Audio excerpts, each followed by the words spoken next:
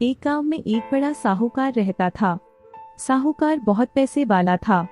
आसपास के कई गांव में उसका बड़ा नाम था।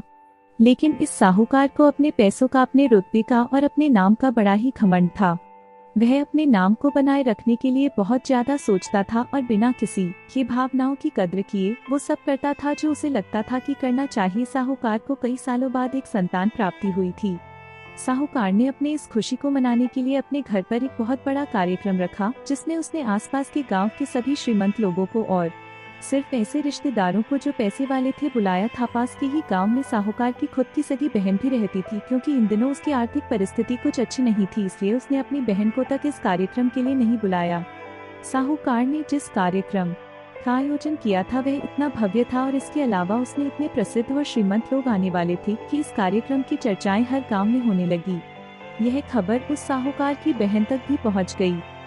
बहन को यह जानकर बहुत ज्यादा खुशी हुई कि इतने सालों बाद उसके भाई को आखिरकार संतान सुख प्राप्त हो ही गया।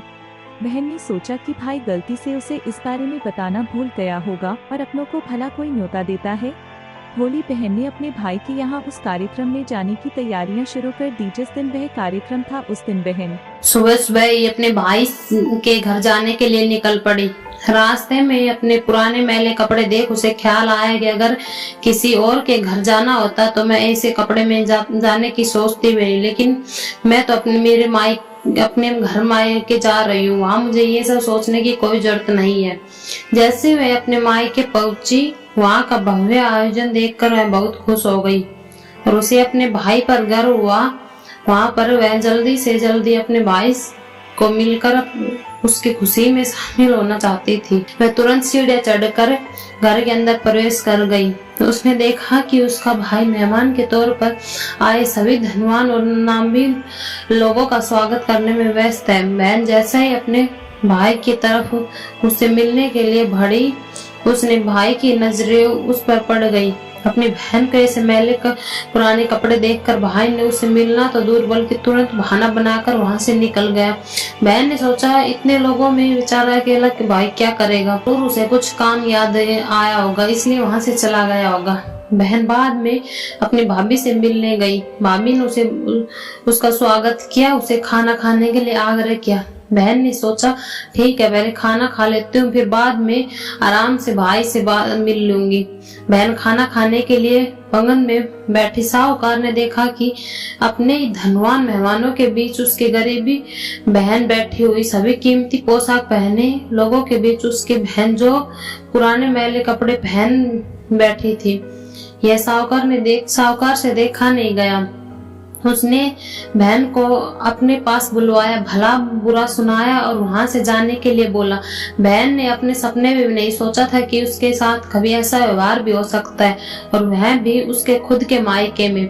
अपना अपमान होने के बाद बहन तुरंत अपने घर ससुराल जाने के लिए चल पड़ी। बहन इस बात को पचा ही नहीं पा रही थी कि भाई ने उसके साथ इतना बुरा व्यवहार किया। उसकी आंखों से आंसू नहीं थम रहे थे। रास्ते में उसे उसकी पुरानी दोस्त मिली। उस दोस्त ने रोने का कारण पूछा। हालांकि बहन उसे कुछ भी नहीं बताना चाहते थे, लेकिन दोस्त के बार बार पूछने पर उसने उसके साथ हुई सारी घटना उसे बता दी।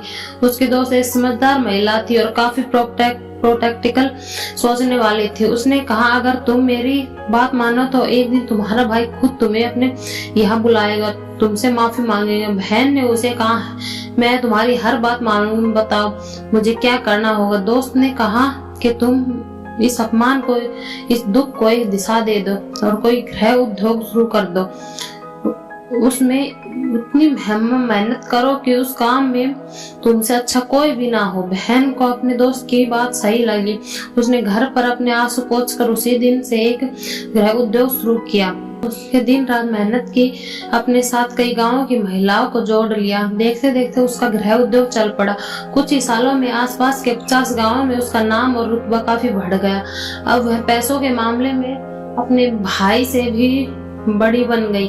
भाई को भी जब पता चला कि उसकी बहन से हिम्मत हो गई है तो उसने सोचा कि एक बार उससे मिल कर आया जाए। वह जब अपनी बहन को उसके घर मिलने पहुंचा तो बहन ने उसका किसी राजा महाराजे की तरह स्वागत किया, उसके पसंद खाना खिलाया। बहन का ऐसा व्यवहार देखकर भाई को अपनी पिछली गलती का एहसास हुआ, इसलिए उसने अपनी बहन को अपने घर होने वाली पूजा के लिए आमंत्रित किया।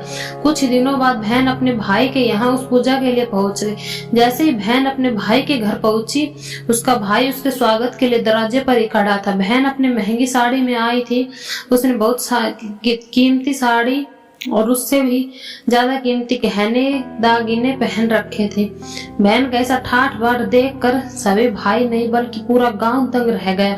बहन को इस बार 12 पकवान परोसे गए, चांदी की थाली में उसे खाना दिया गया, एक साथ में एक सोने की चम्मच भी रखी गई, उसके बैठने के लिए बेकीमती पाट रखा गया। बहन को यह सब देख कर उसने वह पुराने दिन याद आए गए जब भाई ने उसे बिना खाना खिलाए भला बुरा कहकर वापस लौटा दिया था। बहन खाना खाने के लिए तो नहीं बैठी, लेकिन उसने अपने सारे कीमती दागिने और जेवर उतार कर थाली में सामने रख दिए, खाने में से कुछ निवाले उन दाग दागिनों पर रख दिए। बहन का ऐसा व्यवहार देखकर सभी हैरान थे। किसी ने नहीं समझ में आ रहा था कि बहन ऐसा क्यों कर रही है, आखिर वह उन्हें क्यों उन जेवरों को खाना खिला रही है। तब सभी ने उनसे पूछा कि क्यों ऐसा कर रही हो। तब बहन ने सब के सामने बताया कि आज जो उसका इतना मान सम्मान हो रहा है दरअसल उसका नहीं, उसके इन्हीं कीमती दागिनों और कपड़ों का हो रहा है, क्योंकि मैं तो अभी भी वही पुरानी साहूकार की बहन ही हूँ।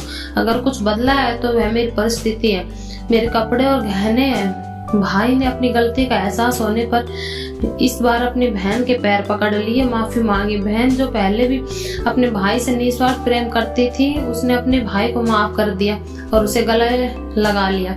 दोस्तों, पैसा सिर्फ हमारे जीवन में सरल बनाने के लिए है, जबकि रिश्ते जीवन में वरदान की तरह है। अगर उसे सच्चे मन और निस्वार्थ भाव से निभाया जाए, पैसे खर्च हो जाए तो बाद में भी कमा सकते हैं, मगर रिश्ते खर्च हो जाए तो दुनिया का सारा धन आपको उन्हें वापस नहीं दिला सकता।